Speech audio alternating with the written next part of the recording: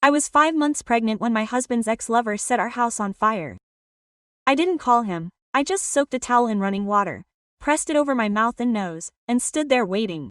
This video is a completely fictional story that includes sensitive topics such as severe trauma, serious medical neglect, pregnancy loss, and psychological abuse.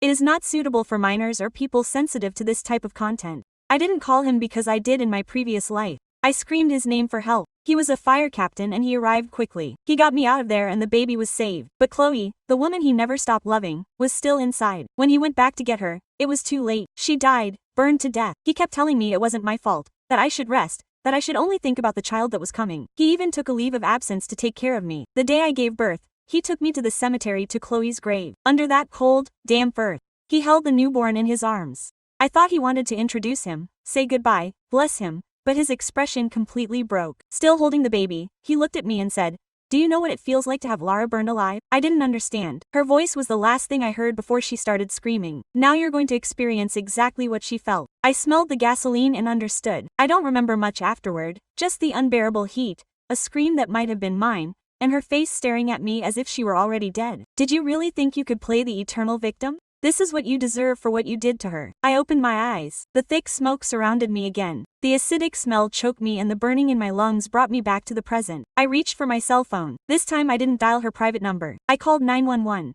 I heard the sirens approaching. I saw Engine 12's truck. I saw Owen, my husband, in full gear.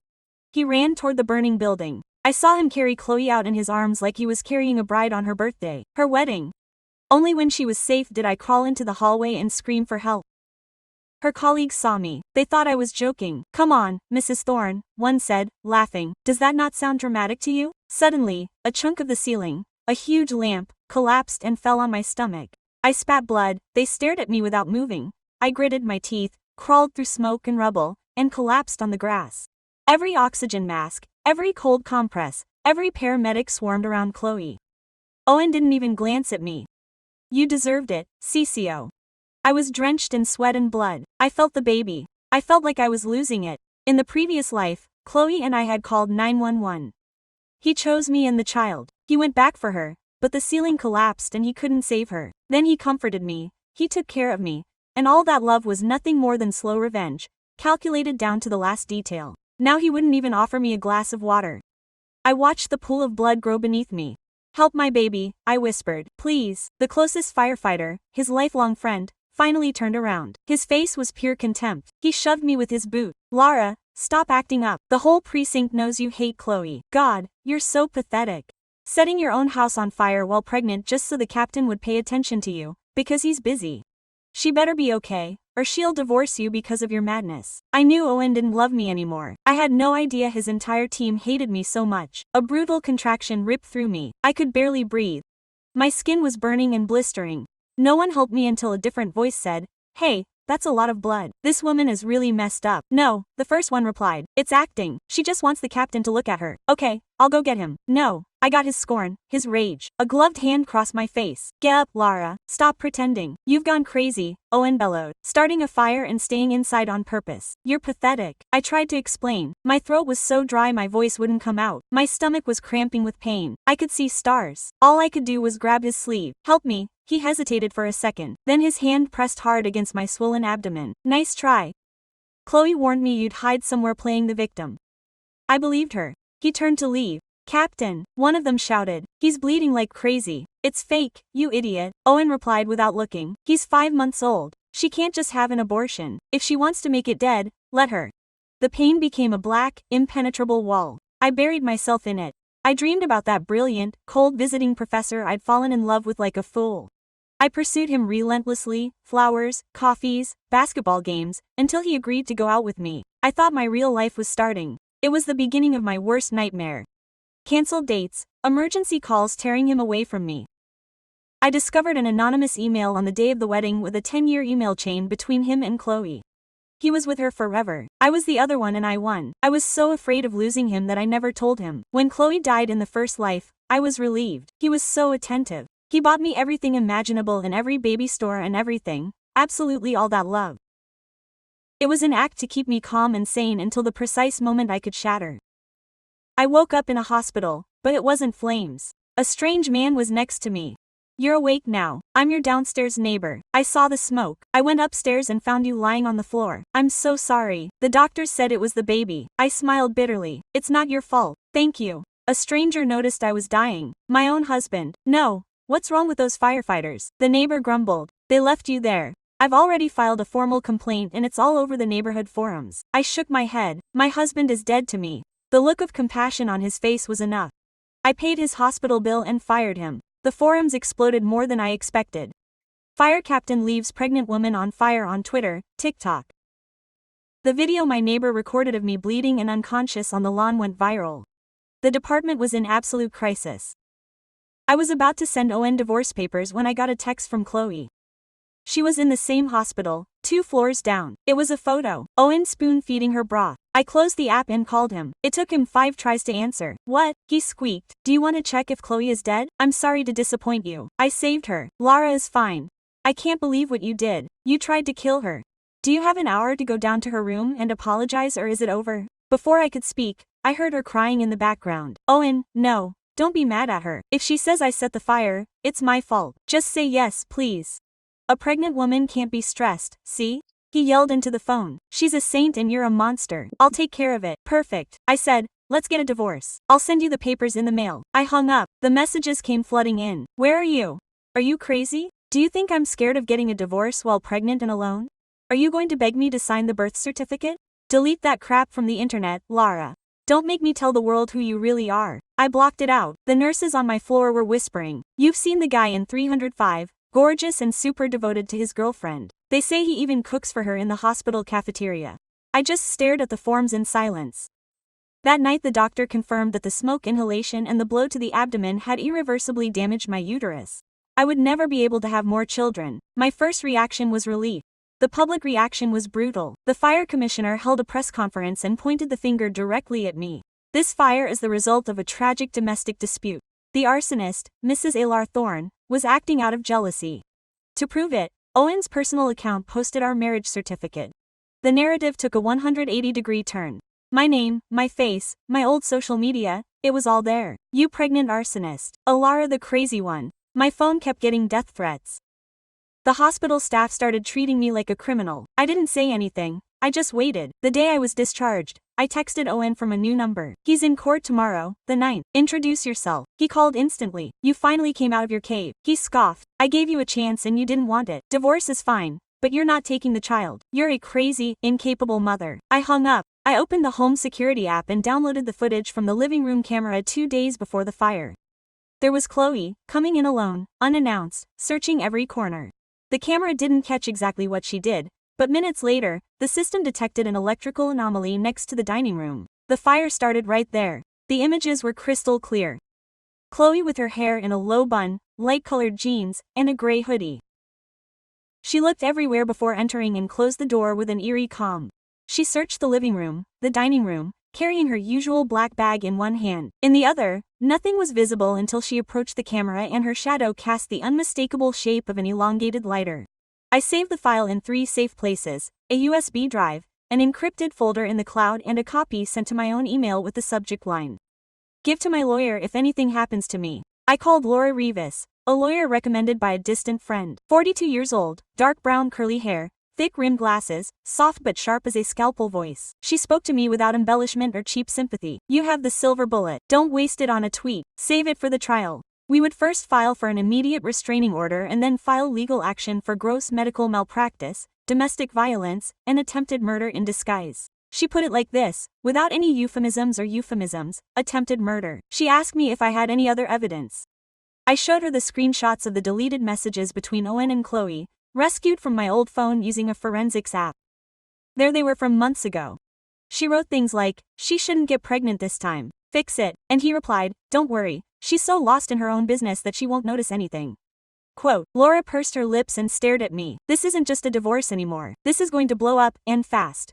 Quote, she asked me if I felt safe. I said no. She told me about a shelter for women in distress, but I explained that for now I preferred to stay home. She accepted, but with conditions. New locks, security cameras, a direct line to the police station. She arranged everything herself in less than 48 hours. I didn't sleep a wink that night. She went through emails, folders, evidence. I felt like my entire existence had been a poorly classified file, a carefully polished lie. 2 days later, Laura called me in a tense voice. Lara, listen to me without being scared. When we tried to notify Chloe, we discovered something in the public records that no one had seen before. Silence. 7 years ago, she was investigated in another state for arson. She was not convicted, but the expert report was devastating. The fire started in the bedroom of a couple who had just left her. There were no cameras, no witnesses, just clues and an alleged history of emotional instability. They let her go. I hung up and went to the bathroom. I looked at myself mirror, thinner face, deep dark circles, the scar still fresh on my left cheek. I didn't recognize myself, but for the first time I didn't feel ashamed. I felt a cold and clear rage. Chloe didn't just hate me. Chloe had done it before and Owen had opened the door for her to do it again. The video had barely been circulating on social media for 6 hours when I found out they had seen it. I didn't upload it. Someone leaked it from the forums where they were still dissecting the fire second by second. It wasn't complete, just enough fragments to make the world break apart again. Between those who called me crazy and those who were starting to wonder what the hell Chloe was doing inside my house before everything burned. The next day her answer arrived.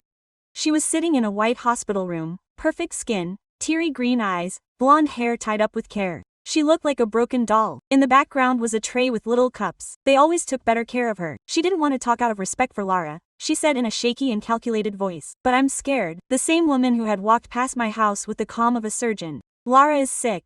I've known her since before she got married. She's had episodes, jealousy, obsession. She's accused me of things that weren't true. She even threatened to do something horrible if I didn't disappear. Perfectly rehearsed soizo. I only went because Owen was worried. If the video shows something else, it's because someone manipulated it. I just want peace and for her to get help. Final tear. Cut. My phone didn't stop vibrating. Insults, threats and worse, doubts. What if it was an outbreak? What if she hurt herself? Laura showed up at home in a dark gray suit and her hair tied back as if she were going to war. We can't let her control the story.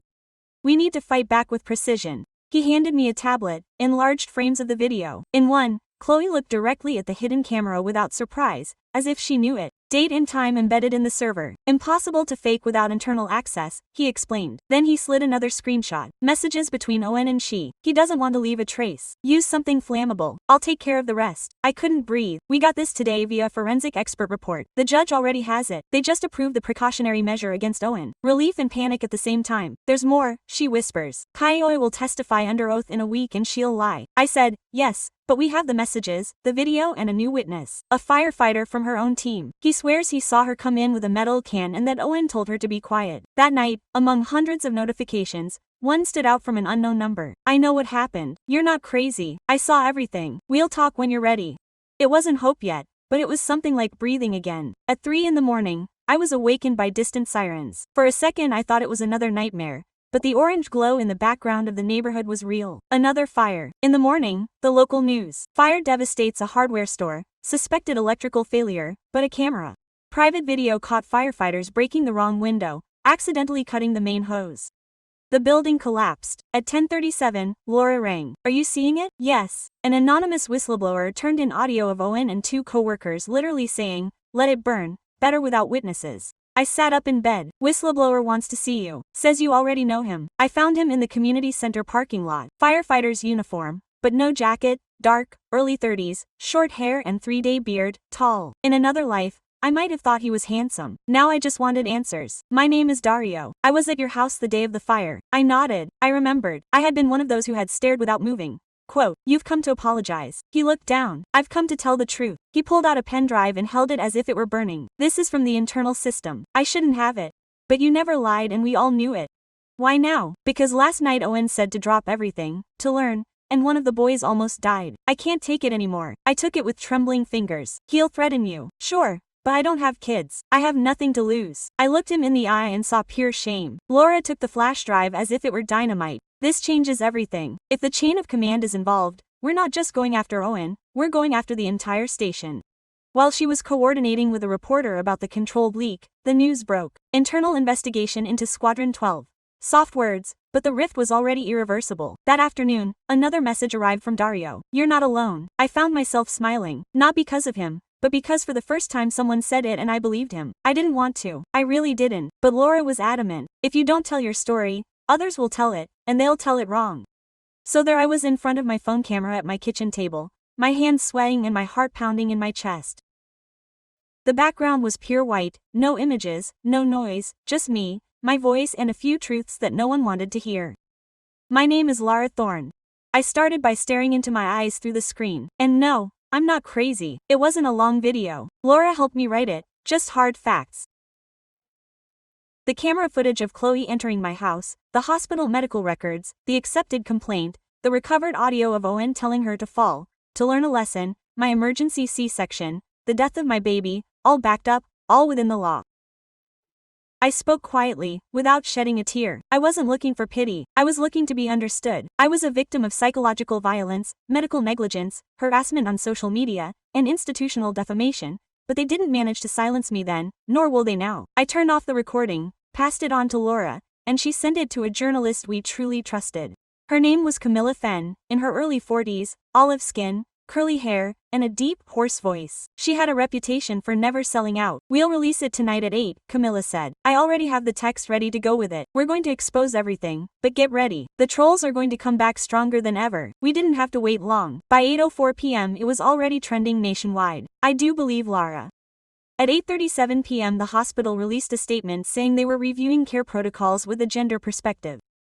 At 9:15 p.m. the fire chief was suspended, and at 10:02 p.m. I received a private message on my new number. It was Chloe. "Happy now." I didn't answer. Laura had strictly forbidden me to do so, but I got goosebumps just imagining her watching the video. In her eyes, I had just ruined her second attempt at becoming the heroic victim rescued by her prince. But the worst came at 10:45 p.m. an email with no return address, a single sentence. She didn't do it alone, and an attachment. I opened it with my heart in my throat. It was a screenshot from the hospital's internal system. Chloe on a stretcher, laughing out loud. Owen by her side, holding his phone. Both of them staring at the screen as if they had seen the best joke in the world. The date, 3 hours after my surgery, while I was bleeding to death in the operating room, they were laughing. Laura sent the image to a forensic computer expert. It was authentic. They felt so untouchable that they didn't even bother to delete it. "This is dynamite," Camilla whispered. "We're publishing it too. But I want more." She stared at me. "Do you dare to do a live interview?" My breath caught in my lungs. Laura waited for my answer without saying a word. She was afraid, of course she was, but she was also tired of hiding, of looking down, of staying silent while others told my story for me. "Yes," I answered, my voice trembling but determined. I was ready. The interview aired 2 days later. Camilla treated me with a respect that almost hurt. She didn't interrupt me once. She let me cry when my voice broke while talking about the baby and gave me time to breathe before continuing. I talked about everything, the abuse, the fire, the indifference. I gave names and surnames. I didn't insult. I didn't exaggerate. I just told stories and that was enough. By the time I finished, the comments numbered in the thousands. Some still hated me, of course, but most believed me. And not only that, they apologized. Laura's phone didn't stop ringing. Human rights lawyers, investigative reporters, ordinary people, testimonies from other women who had been ignored by doctors, mocked by police, silenced by institutions. I didn't know if all this would heal me, but I knew one thing for sure. I wasn't alone anymore. I never would be. And then, as if the universe was listening, another message arrived from Dario. "Coffee tomorrow, no formalities. I just want to know how you are." I looked at the screen, hesitated for a second, and typed, 10 will be fine. For the first time, I didn't think about Owen when I responded to another man. I thought about myself, about what I deserved. And what I deserved wasn't fear, it was a coffee. At 10 o'clock sharp, I was sitting on the terrace of a small coffee shop overlooking an avenue where more dogs than cars passed by. I was wearing a light gray wool sweater, one of the few I had left.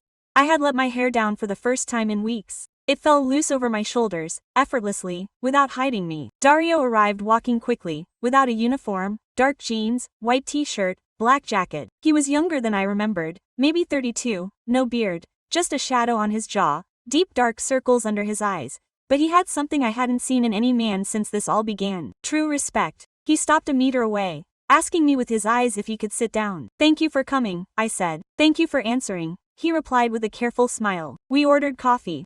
At first we talked about nonsense, the weather, how good the homemade bread was, how the press had swarmed the police station and the hospital like flies on rotting meat.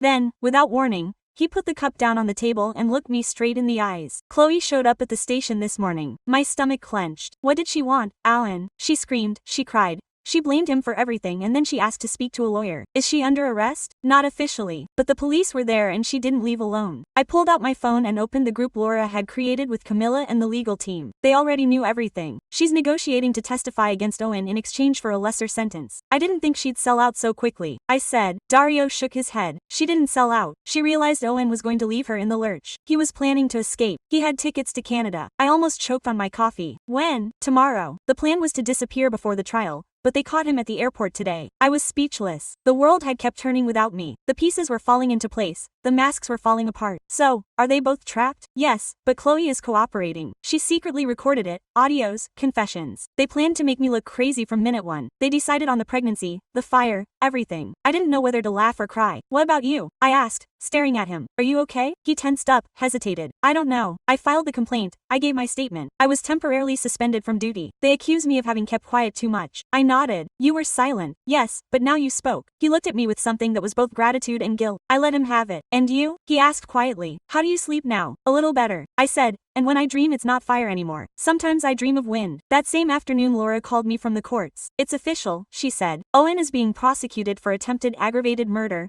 coercion, and continued psychological abuse. Chloe is in preventive detention as an accomplice. I sank to the floor of the hallway at home. The phone was still on my ear. The parquet was cold against my legs, my back against the wall. Quote, that's it, I asked. Is it the beginning of the end? He replied. But yes, justice is on the move and you're still standing. I hung up, closed my eyes, hugged my knees, and stayed there for a few minutes, listening only to my own breathing. I hadn't won yet, but for the first time in a long time I wasn't losing either, and that was enough for now. The first time I saw my scar wasn't in front of a mirror. It was at a photo call. The nurse handed me the envelope without looking me in the eye. Inside was a cold report. Lines, measurements, a gray map of my abdomen, the cut, the wound, the irreversible damage. I read the same sentence 3 times. Permanent uterine rupture, definitive sterility. I didn't cry. I put the envelope in my bag and left the hospital walking aimlessly. My coat was tightly closed. Although the day was warm, it was autumn. The dry leaves crunched under my shoes like broken bones. Laura had found me a place at a comprehensive recovery center, body, mind, emotions. I agreed to go, not to be cured, just to see what parts of me were still alive. The place was warm, with light walls, low armchairs, and it smelled of the band and freshly varnished wood. I was greeted by Marina, the therapist, in her 50s. Graying hair tied back in a braid, dark skin, soft hands. You're not obligated to forgive anyone, he said as soon as he sat down across from me. Just to give yourself time. The first week I barely spoke. I listened to other women, other stories, some harder, some the same, all with something broken inside and all with a right to be there. One day, doing mobility exercises in front of the mirror, I saw myself whole for the first time since the fire. Not just the scar, I saw sunken shoulders, a tense back, deep dark circles, but I also saw that I was still standing and that was saying a lot. Dario wrote to me every 2 or 3 days, sometimes just on a good day, or an absurd photo of his cat sleeping in impossible positions. He didn't rush me, he didn't ask me for anything. He just was there. One Tuesday afternoon he showed up at the center with a box of infusions and a hardcover notebook so you could write if you felt like it, he said, handing it to me. Sometimes it helps. I looked at it. His beard had grown a little longer, messy, but soft. Her dark eyes seemed like a safe place. Thank you, I murmured. I don't know what to write. Write down what you couldn't say. That night I opened the notebook. I didn't write anything. I just ran my fingers over the blank pages, as if waiting for the words to come out on their own. They didn't, but the silence weighed less. Camilla, the journalist, wrote her story for me again. A journalist contacted me. She was going to broadcast a special report on the national channel divided into 3 chapters and she wanted me to be part of it. I accepted, but with only one demand. No pity, no portrayal of me as a helpless victim. If they were going to tell the story of my life, they had to tell it in its entirety, including my mistakes. She swore to me. We filmed the interview in the same therapeutic center, sitting in the armchair where Marina used to listen to me. I talked about the hospital, about how they minimized my suffering by treating it as a whim, about the cruel messages, the laughter behind my back, the absolute coldness. This time I didn't shed a single tear. The report was broadcast on a Sunday night and caused a real earthquake. The hospital director offered a public apology. 2 doctors were removed from their posts. The medical association opened a case. The next day they summoned me to a meeting. Quote, we want to propose compensation to you, said a lawyer from the center. Dark suit without tie, about 40 years old, looking like he hadn't slept. I listened to him without interrupting, then I looked at him fixedly and replied, I don't want your money to keep quiet. I want it to be able to start over. I signed the papers, closed the folder and left. That same night, Dario was waiting for me at the door of the center. He didn't say a word. He simply opened his arms and for the first time I let him hug me. I rested my head on his chest, felt his warmth, his firm hands on my back. I wasn't a salvation or a substitute. I was just someone who was still there. And when he asked and now, I answered, now we continue. And I smiled for real, because I meant it. The courthouse smelled of old wood and recycled air conditioning. Everything seemed excessively neat, as if time had stopped between those walls, although for me each minute weighed tons. Laura walked beside me with a determined step. Navy blue blazer, perfect bun. The confidence of someone who knows that the right is on their side. I was wearing a simple black dress and no makeup. I didn't want to appear anything other than what I was. A woman who had survived. We sat in the second row. The courtroom was still half empty. Dario was already taking his seat. Benches ahead. We exchanged a brief but warm glance. No words were necessary. 15 minutes later, Owen entered in handcuffs. I was shocked to see him. Thinner, with an unkempt beard, sunken eyes, dressed in an orange prison jumpsuit. For the first time, he didn't seem like the untouchable hero of the news. He seemed like an ordinary man, torn apart by his own lies. Beside him, his young lawyer, wearing an expensive suit, a haughty expression. They didn't even look at us. Chloe will testify by video conference, Laura murmured. She's under protection. The judge, a tall, gray-haired man in his 60s, entered without fuss and began the hearing in a calm but firm voice. No cameras, only the written press, no circus, just the facts. The prosecution listed the charges: attempted aggravated murder, coercion, institutional negligence, and prolonged psychological abuse. Then they showed the evidence. Messages, audios, the video of Chloe entering my house, photos of my injuries, the medical report. My body trembled as I watched those images on the big screen, but I forced myself to keep my gaze. Then it was Chloe's turn. Her face appeared on the screen from a gray room. She was different, less makeup, more human. She spoke in a hushed voice. She explained to me how Owen had manipulated her to discredit me, how he convinced her to break into my home and stage the scene, how he had orchestrated every move to make me look crazy. I accepted, she admitted, no one forced me. He swore to me that we were only going to scare her, that nothing serious would happen to Lara. Everything got out of control. It was the first time I had heard her speak without a mask and it hurt. Not because I wanted to forgive her, but because I understood that part of her hatred was born of her own ruin. Why did you do it? The prosecutor asked. Chloe lowered her eyes, because I could never get over her. After her statement, the silence was so thick it was almost hard to break. The defense tried to justify Owen by claiming stress and emotional betrayal, but the evidence was overwhelming. They called me to testify. I walked away, to the stand, my heart pounding in my ribs. I swore to tell the truth, and I told it day by day, detail by detail, without unnecessary embellishment. The events were already horrific enough. I spoke of the moment I knew something was wrong, of how he isolated me, of how his love turned to absolute control, of the looks of contempt from his team. And I spoke of the fire, of how I was ignored, how I was pushed, how I bled alone as they carried Chloe like a wounded princess. Not a single clearing of my throat was heard as I spoke. When I finished, the judge nodded and allowed me to step down. As I passed Owen, I looked directly at him. He looked away. That night at home, with the lights dimmed, a cup of tea in my hands, I went over everything I had said and everything I still held inside. The doorbell rang. It was Dario. He didn't ask if he could come in, he simply waited. Are you okay? He said bluntly. I don't know, I replied, but I'm here. And that much at least was true. On sentencing day, the courtroom was packed, but not like in the movies. No shouting or flashes, just a tense, almost sacred silence. Laura by my side, Dario behind me with his jacket over his arm. He never missed a single session. I never asked him why. The judge entered at 9:04, looked at all of us before speaking. This court, after reviewing the evidence and listening to the witnesses, passed sentence. Owen, in a light gray suit and impeccable shirt, had his jaw trembling slightly. The judge read in a firm voice, guilty of attempted aggravated murder, systematic psychological abuse, and witness tampering. 33 years in prison, with no parole for the first 20. I felt like a huge weight had been lifted off my chest all at once. The judge continued. Furthermore, the serious institutional negligence suffered by the victim Lara Thorne, by the fire department and the general hospital, is recognized. The opening of internal investigations is ordered. Laura squeezed my hand tightly. The defense appeal was rejected. Chloe, absent, had signed her agreement with the prosecution, 6 years of house arrest with a bracelet. At the end of the hearing, the judge did something unexpected. He closed his file, looked at the audience and said, "This case is not just a trial, it is a mirror and what it reflects forces us to review each institution that failed." No one applauded, but that silence was worth more than any ovation. As we left, the sun was beating down warmly on the steps of the Palace of Justice. There were no photographers, just a few journalists and a gentle breeze. I closed my eyes and took a deep breath. "You did it," Dario said as he approached. "It's over." "No," I corrected myself. "Now it really begins." We walked a few blocks. He asked me if I wanted something to eat. I said no, that I just wanted to get home, but I asked him to come with me. I no longer felt like I was walking this path alone. In the doorway I stopped and looked at him. Quote, "Thank you for not disappearing," I said. "Thank you for coming back," he replied. We hugged each other not like lovers, but like two people who had lived through the same fire and were still alive. That night I slept soundly without pills. When I woke up, the weight of the trial was gone. Only the emptiness of the closed off and a strange lightness at the realization that I still had life ahead of me. The house I rented was far from everything. No buses nearby, no supermarkets around the corner, just a park, a small coffee shop, and tree-lined streets. The neighbors didn't know who I was. They greeted me politely, not curiously. They called me the new girl in the back, and for the first time, I liked being nobody. I registered with my second last name. I wasn't running away. I just wanted to start from a different place. I wasn't the captain's wife or the protagonist of the scandal anymore. Now I was simply Lara Mendez. It sounded lighter, more my own. The compensation from the hospital allowed me to pay a year's rent and start the project that Laura had proposed to me, a security consultancy for women at risk.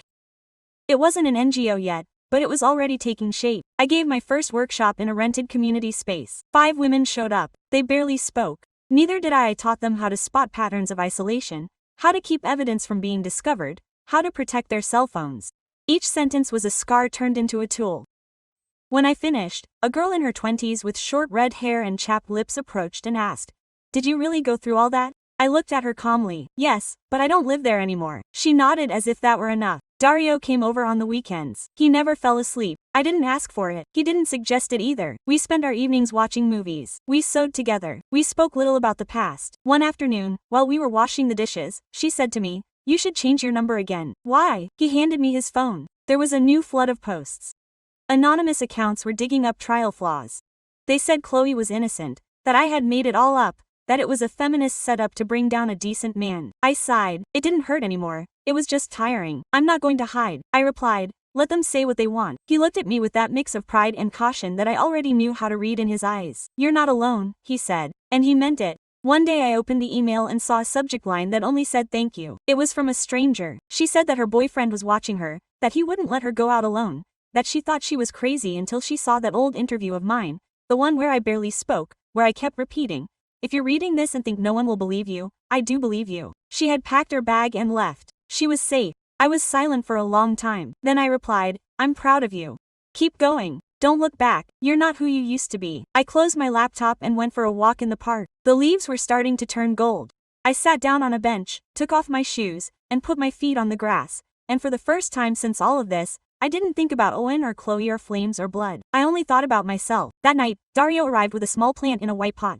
Quote, "It's not much," he said, "but I thought it would do you some good to take care of something." I smiled at him. I touched the dirt with my fingertips. Quote, "Do you know what her name is, Luz?" He replied. I froze. I had never told anyone. It was the name we had chosen for the unborn baby.